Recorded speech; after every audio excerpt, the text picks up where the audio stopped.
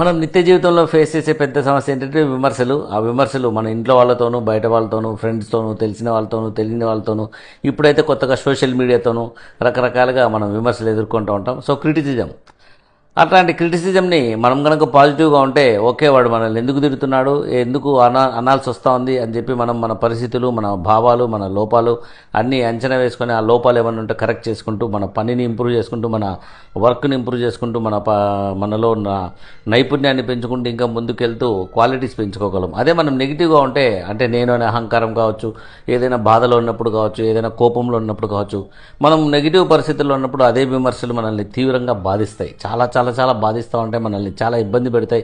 So తీవ్ర భావోద్వేగాలకు లోనవుతూ కొన్నిసార్లు కొన్ని చిన్న చిన్న విమర్శల వల్ల వాళ్ళ మనసు సరిగా లేనందువల్ల జీవితం ఎండింగ్ డిసిషన్స్ కూడా తీసుకుంటూ ఉంటారు. అందువల్ల మనం విమర్శ చేసేటప్పుడు అవతలి వారు ఎలాంటి పరిస్థితిలో ఉన్నారు, మనం విమర్శ చేయాల్సిన విధానం ఏంటి, మనం విమర్శ చేయడం కరెక్ట్గా ఉందా లేదని మనం అనుకోవాలి. మనల్ని ఎవరైనా విమర్శ చేస్తే మనం ఫస్ట్ కామ్గా, కూల్గా ఉండి దాన్ని రిసీవ్ చేసుకోవడానికి ప్రయత్నించాలి.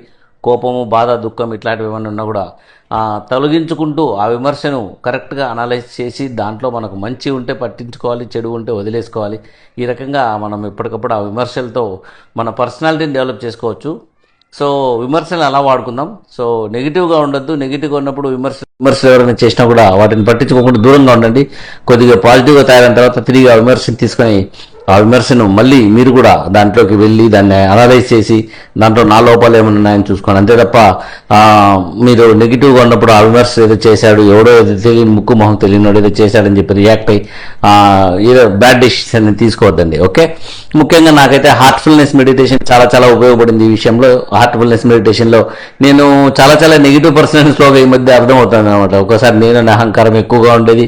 సో మెల్లగా అహంకారం తొలగిపోతూ ఎవరైనా కానీ విమర్శ చేస్తే బాగా రియాక్ట్ అయ్యే వాళ్ళము. మెల్లమెల్లగా ఈ మెడిటేషన్లోకి వచ్చిన తర్వాత సో పాజిటివ్గా ఉంటూ, పాజిటివ్గా తీసుకుంటూ, సో ఎప్పుడైనా కానీ మరి తీవ్ర భావోద్వేగాలకు లోనైనప్పుడు మెడిటేషన్ క్లాసెస్ తీసుకుంటూ, మెడిటేషన్ సెషన్స్ తీసుకుంటూ, గ్రూప్ మెడిటేషన్స్ అటెండ్ అవుతూ, సో అటెండ్ అయిన విత్ ఇన్ 10 to 15 minutes లోపల మన తీవ్ర భావోద్వేగాలు తొలగిపోయి పాజిటివ్గా తయారవడం చాలా సందర్భాల్లో నాకు జరిగిందనమాట. ఆ రకంగా హార్ట్ఫుల్నెస్ మెడిటేషన్ అయితే నాకు చాలా చాలా హెల్ప్ అయింది. మీరు కూడా ట్రై చేస్తే హార్ట్ఫుల్నెస్ మెడిటేషన్ ట్రై చేయొచ్చు. హార్ట్స్ యాప్ అనేది ఇన్స్టాల్ చేసుకుని ఆ యాప్లో మెడిటేట్ విత్ ట్రైనర్ అని ఉంటుంది. సో దాన్ని క్లిక్ చేసి మీరు ఒక ట్రైనర్తో మెడిటేషన్ సెషన్ తీసుకోవచ్చు. సో విమర్శలు మంచివే, అవి పాజిటివ్గా తీసుకుంటే మంచివే, నెగిటివ్గా తీసుకుంటే చాలా చెడ్డవి. సో మీరు నెగిటివ్గా తీసుకోవద్దండి, పాజిటివ్గా తీసుకోండి. Good luck.